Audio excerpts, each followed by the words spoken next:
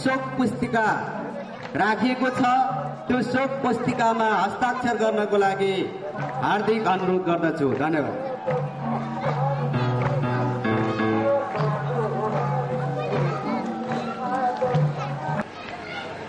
Major Suman खड्काज्यूलाई हार्दिक अनुरोध गर्दछु। त्यसै गरी अतिथिको आसन ग्रहण गरिदिनु हुनमा राष्ट्रिय अनुसन्धानका प्रहरी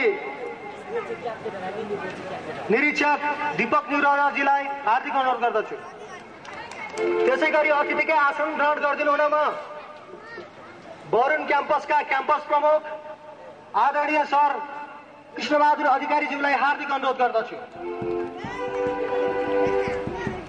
त्यसै गरी अतिथिकै आसन ग्रहण गरिदिनु हुनमा किरण कुमार साक्यज्यूलाई हार्दिक अनुरोध गर्दछु। आसन ग्रहण गरिदिनु हुनमा अस्ति भर्खरै मात्रै खाँदबारीबाट किमाथाङका गएर किमाथाङका खाँदबारी मोटर बाटोको प्रिलिमिनरी सर्वे या त्यहाँ गएर त्यहाँको जनताहरूको भावना के छ त्यो बुझ्नुहुने दुईजना पत्रकारहरू जीवनाथ खनाल र गंगा विष्टलाई पनि अतिथिको रूपमा आसन ग्रहण गरिदिनु हुनमा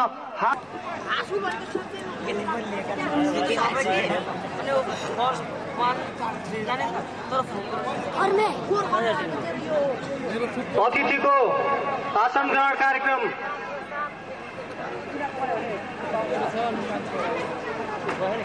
निर्वाचित मेयर हुनुहुन्थ्यो, नगर प्रमुख हुनुहुन्थ्यो, जसले यस खाँदबारी नगरपालिकाको भाग्य निर्धारण गर्न खाँदबारी नगरपालिकालाई एउटा साँच्चै सुन्दर र समृद्ध नगर बनाउन अत्यन्तै ठूलो पहल र प्रयत्न गर्नुभयो। उहाँले हमेशा आफ्नो सुखभन्दा यस जिल्लाको उन्नति प्रगति, यस नगरको उन्नति प्रगतिमा सुरु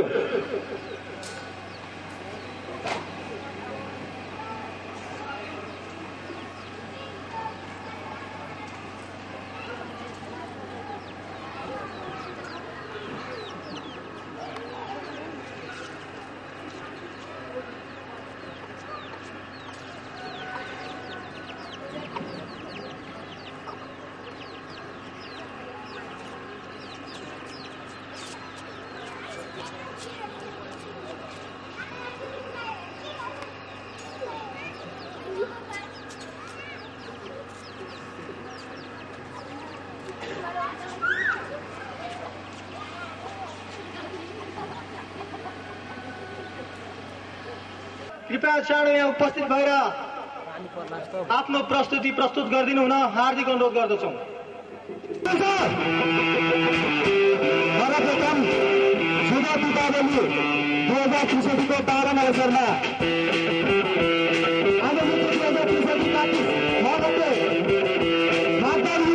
आयोजित आज पुरस्कार वितरण एवं सांगीतिक कार्यक्रम हेर्न पाल्नुहुने हाम्रा आदरणीय प्रमुख अतिथिज्यू, आजको यस सभापतिले ग्रहण गर्नुहुने सभापति महोदय, अन्य प्रमुख अतिथिज्यूहरू, पत्रकार बन्धुहरू र विभिन्न क्षेत्रबाट आउनुभएका हाम्रा महानुभावहरू, साथै आजको यस कार्यक्रम हेर्न पाल्नुहुने हाम्रा सङ्गीत प्रेमी सम्पूर्ण दर्शकहरूलाई सर्वप्रथम त शुभ दीपावली 2063 को पावन अवसरमा हार्दिक मङ्गलमय शुभकामना व्यक्त गर्न चाहन्छौँ।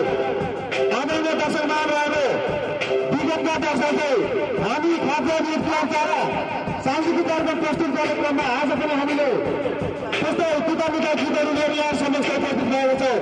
आज कार्यक्रम प्रस्तुतमा एउटा अतिथिको गीत लिएर यहाँ समक्ष उपस्थित भएका छौँ। आशा छ यसलाई यहाँले अवश्य पनि सुधार्नुहुनेछ।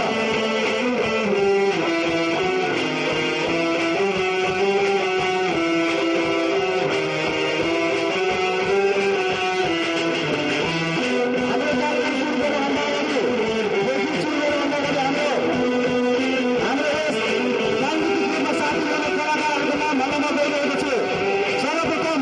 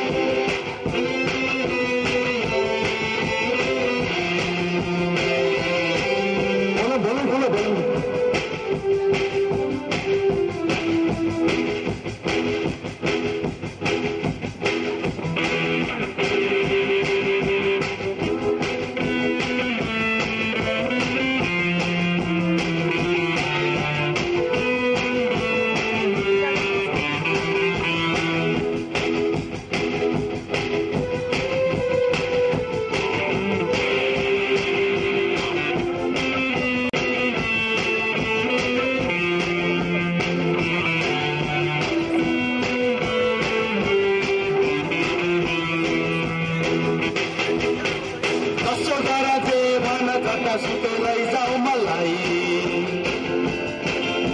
यो मन त मेरो नेपाली हो जसो गर जे भन जतासुकै लैजाऊ मलाई यो मन त मेरो नेपाली हो मलाई गर्व छ हाम्रो पुर्खाले कति दुःखहरू सहेर कति दुःखहरू सहेर इतिहासमा कथा त लेखेकै छ